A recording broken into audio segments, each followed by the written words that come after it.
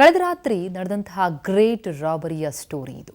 ಕ್ಷಣ ಮಾತ್ರದಲ್ಲಿ ದುಡ್ಡು ತೆಗೆದುಕೊಂಡು ಹೋಗ್ತಾ ಇದ್ದ ಮ್ಯಾನೇಜರ್ ಬೆಕ್ಕಸ ಬೆರಗಾಗಿ ಹೋಗಿದ್ದು. ಯಾಕಂದ್ರೆ ಕ್ಷಣಾರ್ಧದಲ್ಲೇ ಸುಮಾರು 10 ಲಕ್ಷ ಹಣವನ್ನ ಬೈಕ್ನಲ್ಲಿ ಬಂದ ದುಷ್ಕರ್ಮಿಗಳು ಚಾಕು ತೋರಿಸಿ ಹೆದರಿಸಿ ಚಾಕುವಿನಿಂದ ಇರಿದು ಕಿತ್ಕೊಂಡು ಪರಾರಿಯಾಗಿದ್ದಾರೆ.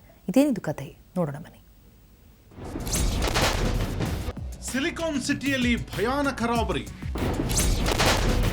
ಚಾಕುವಿನಿಂದ ಬೆದರಿಸಿ 10 ಲಕ್ಷ ದೋಚಿದ್ರು.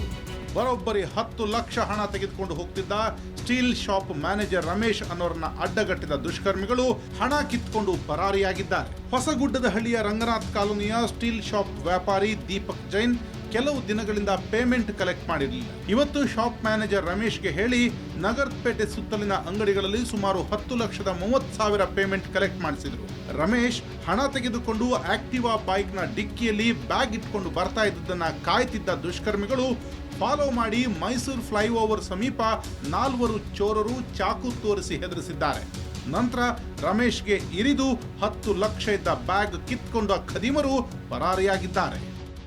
ಚಾಮರಾಜಪೇಟೆ ಮೈಸೂರು ರಸ್ತೆಯಲ್ಲಿರುವ ಫ್ಲೈಓವರ್ ಕೆಳಗಡೆ ಇಳಿಬೇಕಾದ್ರೆ ಸುಜುಕಿ ಅಕ್ಸೆಸ್ ಗಾಡಿಯಲ್ಲಿ ಬರಬೇಕಾದ್ರೆ ಒಬ್ಬರಿಗೆ ನಿಲ್ಲಿಸಿ ರಾಬರಿ ಮಾಡಿದಾರಂತ ಒಂದು ದೂರು ಬಂದಿದೆ. ಅದರ ಬಗ್ಗೆ ಪರಿಶೀಲನೆ ಮಾಡ್ತಾ ಇದ್ವಿ. ಸುಮಾರು 10 ಲಕ್ಷದಷ್ಟು ಅಮೌಂಟನ್ನು ದೋಚ್ಕೊಂಡು ಹೋಗಿದ್ದಾರೆ. ಅದ್ರ ಬಗ್ಗೆ ಎಲ್ಲ ಮಾಹಿತಿ ಕಲೆ ಆಗ್ತಾ ಇದೆ. ಯಾರಿಗೆ ಸೇರಿ ಎಲ್ಲಿಂದ ದುಡ್ಡು ಹೋಗ್ತಾ ಇತ್ತು, ಯಾರಿಗೆ ಹೋಗ್ತಾ ಇತ್ತು, ಅದ್ರ ಬಗ್ಗೆ ಎಲ್ಲ ವಿಚಾರಣೆ ಮಾಡ್ತಾರೆ. ಯಾರು 4 ಜನ ಹೆಡ್ ವೆಹಿಕಲಲ್ಲಿ ಬಂದ್ರ ಮುಸ್ಲಿಂ 4 ಜನ ಅವರೇ ಚಾಕು ತೋಡಿಸ್ಬಿಟ್ಟು 10,80,000 ತಗೊಂಡು ಹೋಗಿದ್ದಾರೆ. ಗಾಡಿ ತಗೊಂಡು ಹೋಗಿ ಆಕ್ಸಿಸ್ ಸಿಟಿ ಮಾರ್ಕೆಟ್ ಪೇಮೆಂಟ್ ಬರಲಿಲ್ಲ. ಇವತ್ತು ಪೇಮೆಂಟ್ ಬಂದ್ರೆ ನಾನು ಮ್ಯಾನೇಜರ್ ತರ್ತಾ ಇದೆಯಾ ಅದಕ್ಕೋಸ್ಕರ ಸ್ಟೀಲ್ಗೆ ಪೇಮೆಂಟ್. ಹೌದು, ಫ್ಲೈಓವರ್ಗೆ ಮೇಲೆಯಿಂದ ಮೈಸೂರು ರೋಡ್ ಕಡೆ. ಹೌದು. ದುಷ್ಕರ್ಮಿಗಳು ಚಾಕುವಿನಿಂದ ಇರಿದು ಹಣ ಕಸಿದು ಪರಾರಿಯಾಗ್ತಿದ್ದಂತೆ ರಮೇಶ್ ಕಿರಿಚಿದ್ದಾನೆ.